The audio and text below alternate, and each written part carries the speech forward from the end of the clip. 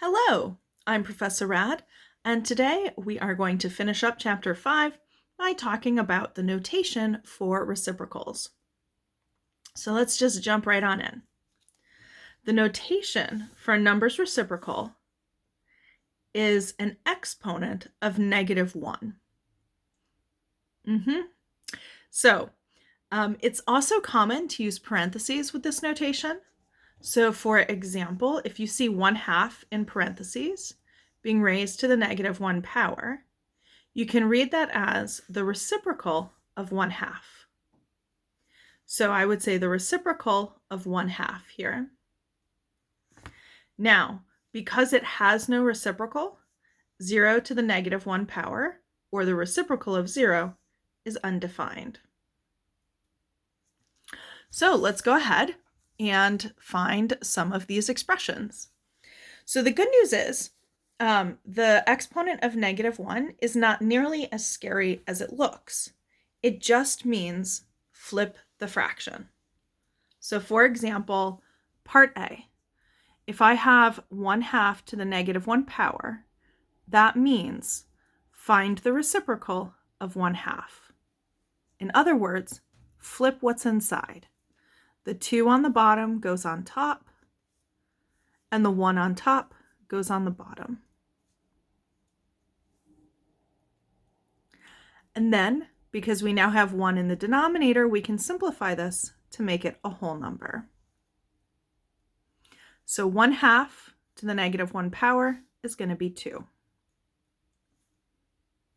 Part C is also pretty nice. So we have 9/4 to the -1. This one looks terrible because we've got a negative, we've got exponents, we've got parentheses, we've got a fraction. It looks awful, but it's really easy. All this notation means is to flip what's inside. We get 4/9. That's it. So this -1 exponent says take whatever's inside and just flip it. So the bottom becomes the top and the top becomes the bottom. Okay, so I skipped B because it wasn't in fraction form. But remember, you can take any whole number and make it a fraction by putting it over 1. So 6 to the -1, excuse me, is the same thing as 6/1 to the -1, or the reciprocal of 6. So we flip the top and the bottom. The 1 becomes the top, and the 6 becomes the bottom.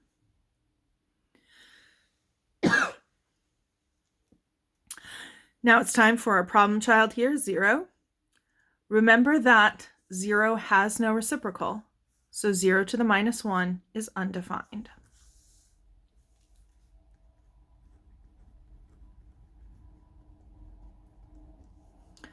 Let's see why, right? So if I have 0 and I want to find its reciprocal, well, I can throw that over 1. And then to find the reciprocal, we flip. So the top becomes the bottom, and the bottom becomes the top. And here's why we see it's undefined. Remember that you cannot divide by 0. So that's why we have an undefined expression here. Now, if you have a scientific calculator, it can evaluate negative exponents for you. So let's go ahead and check these. So for part A, I have 1/2. So I'm going to do my fraction 1/2.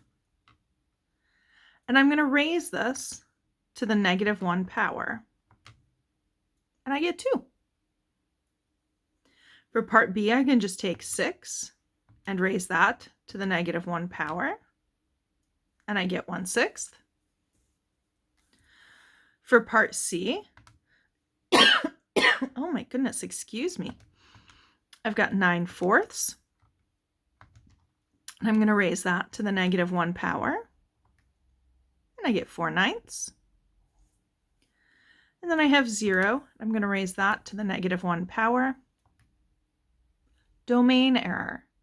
So when this calculator says domain error, it's telling me I'm not allowed to have 0 in the bottom here. So anytime your calculator is giving you an error like that, remember you don't want to write error, you want to write undefined.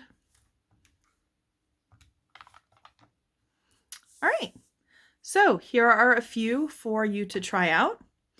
The goal of chapter 5 was to understand our objects of fractions a little bit better before we start to operate on them.